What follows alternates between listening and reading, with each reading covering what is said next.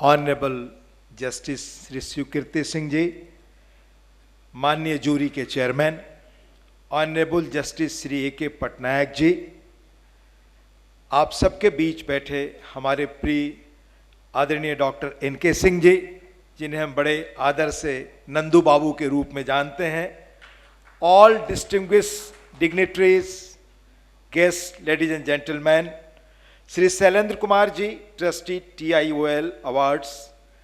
सबसे पहले आज मेरे लिए खुद गौरव की बात है कि जिन 3 असाधारण प्रतिभा के, जिनके उल्लेखनीय कामों ने हम करोड़ों लोगों के जीवन को बेहतर ढंग से समृद्ध और प्रभावित किया है, जिनका बड़ा योगदान है समाज को यहां तक लाने में, उन्हें हमें सम्मान करने का अवसर आपके सामने मिला। मैं TOIL कौटिल्य ग्लोबल अवार्ड और TIOL फिजिकल हेरिटेज अवार्ड 2024 के लिए इस प्रतिष्ठित कार्यक्रम में उपस्थित होना गौरव की बात महसूस करता हूं। कौटिल्य और अर्थशास्त्र लगभग हमारे यहां सिनोनिमस हैं। चाणक्य चंद्रगुप्त के महामंत्री थे। अप्रॉक्सीमेटली 376 से 283 ईसा पूर्व, जैसा हम सब जानते हैं कि वह कौटिल्य और विष्णुगुप्त नाम से जाने जाते हैं। संभवतः चाणक्य नामक व्यक्ति के पुत्र होने के कारण वह चाणक्य कहलाए।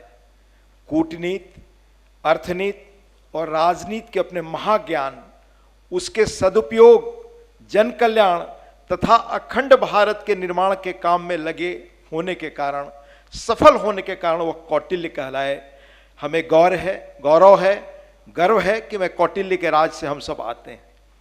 चाणक्य ने अर्थशास्त्र जैसे मैग्नम ऑपस के द्वारा चंद्रगुप्त को एक युवा से बड़े एम्बिशियस और सक्सेसफुल राजा में बदल दिया। इस महान अर्थशास्त्री एवं पॉलिटिकल फिलॉसफर के नाम से यह पुरस्कार दिया गया। यह उनके सिद्धांतों के प्रति हमारी संवेदनाओं, उनके प्रति सम्मान और आदर को प्रदर्शित करता है। आज जिन 3 महान विभूतियों को यह पुरस्कार दिए गए, उनकी प्रतिभा, योगदान के बारे में कुछ भी कहना अपर्याप्त है। Doctor C. रंगराजन भारत के most distinguished economic policy maker के रूप में अपने महत्वपूर्ण योगदान के लिए जाने जाते हैं, जाने जाएंगे। RBI गवर्नर के रूप में उन्होंने 1990 के दशक के दौरान इकोनॉमिक लिबरलाइजेशन, एक robust economic data collection mechanism की स्थापना और भारत की फिजिकल पॉलिसी, पॉवर्टी एलिवेशन और एग्रीकल्चर रिफॉर्म्स को आकार देने में महत्वपूर्ण भूमिका निभाई। Doctor Rangarajan's legacy is marked by his commitment to improving India's economic framework and enhancing the overall well-being of the citizens. उन्होंने आंध्र प्रदेश, उड़ीसा और तमिलनाडु के राज्यपाल का पद भी संभाला। वह PM इकोनॉमिक एडवाइजरी काउंसिल के सदस्य भी रहे।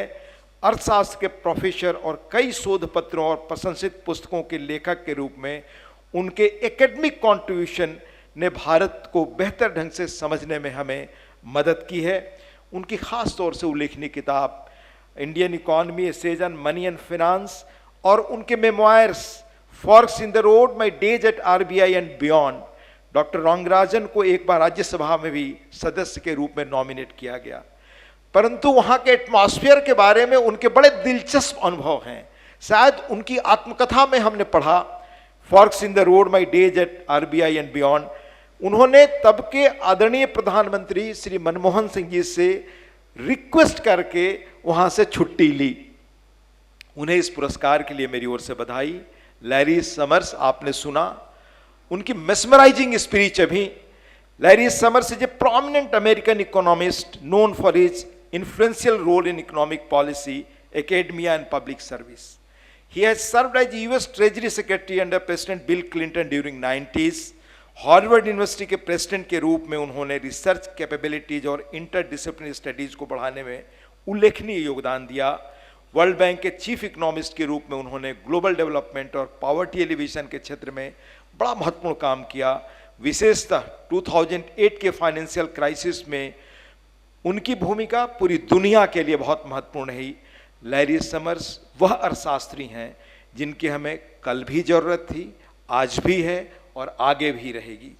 उनका humorous nature, thought provoking abilities और परंपराओं को चुनौती देने की उनकी क्षमता वास्तव में उन्हें अलग बनाती है। उनकी बहुत सुंदर आपने स्पीच अभी पढ़ी, doctor Y V Reddy. Doctor Y V Reddy अर्थशास्त्र के क्षेत्र में एक डिस्टिंग्विश्ड पर्सनालिटी है।